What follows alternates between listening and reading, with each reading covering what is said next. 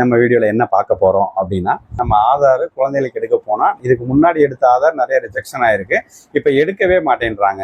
எடுக்க போனோம்னா அதுல மிஸ்டேக், இதுல மிஸ்டேக், உங்க ஆதார்ல போய் மாத்துங்கன்றாங்க, பிறந்த சர்டிபிகேட்ல தவறா இருக்குன்றாங்க. எனக்கு என்னமே புரியல அப்படின்னு கடந்த ஒரு வாரமா என்கிட்ட கேட்டுட்டு இருக்கிறாங்க. அதுக்கான பதில் தான் இந்த வீடியோல பார்க்க போறோம். வாங்க.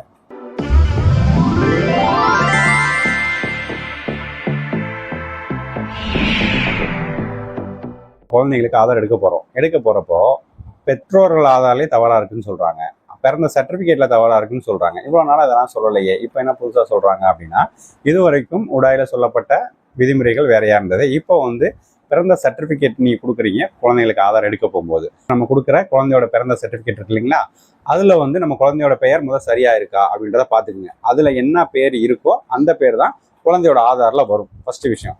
ரெண்டாவது, பிறந்த தேதி சரியா இருக்கான்னு செக் பண்ணிக்கிங்க. அடுத்ததான் நம்ம என்ன செய்யணும் அப்படின்னா, பேரண்ட், அம்மா அப்பா, அவங்களோட பேர் பிறந்த சர்டிபிகேட்ல என்ன இருக்கோ அதே மாதிரியே உங்களோட ஆதார்ல இருக்கணும்.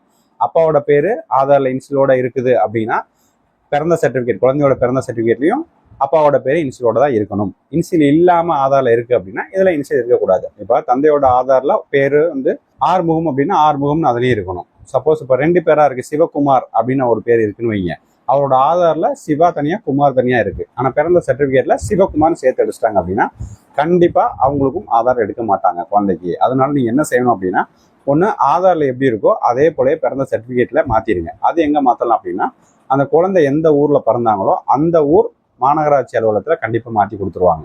இப்போ ஆதார்ல இருக்கிற பேர் சரி அப்படின்னா பிறந்த சர்டிபிகேட்ல மாத்திடுவீங்க. ஒருவேளை பிறந்த சர்டிபிகேட்ல இருக்க மாதிரி தான் நான் பேரை எழுதுவேன், ஆதார்ல தான் தவறா இருக்கு அப்படின்னா உங்களுக்கு வேற வழியே இல்லை, ஆதார்ல பேர் மாத்திட்டு தான் அந்த குழந்தைக்கு ஆதார் எடுக்க முடியும். அதுக்கு அடுத்ததான் முகவரி.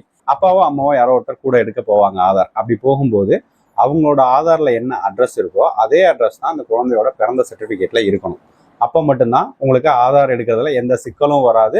ஆதார் எடுத்ததுக்கு அப்புறமா உங்களுக்கு உறுதியா அந்த ஆதார் அட்டை வழங்கப்படும். அதுல எந்த சந்தேகம் வேண்டாம். ஒருவேளை தந்தைக்கு நிறைய மாற்றங்கள் செய்ய வேண்டியது இருக்கு, அதனால தாயோட ஆதார் வச்சு பண்றேன் அப்படின்னா, அப்போ உங்களுக்கு குழந்தையோட ஆதார்ல கேர் ஆஃப்னு சொல்லி தாயாரோட பேர் தான் வரும். ஸோ அதுக்கு நீங்க தயாரா இருக்கிறீங்க, குழந்தை பேரு அவங்க அம்மா பேர் வந்தா எனக்கு பிரச்சனை இல்லை அப்படின்றவங்க தாராளமா எடுக்கலாம் தாயாரோட ஆதாரம் வச்சு.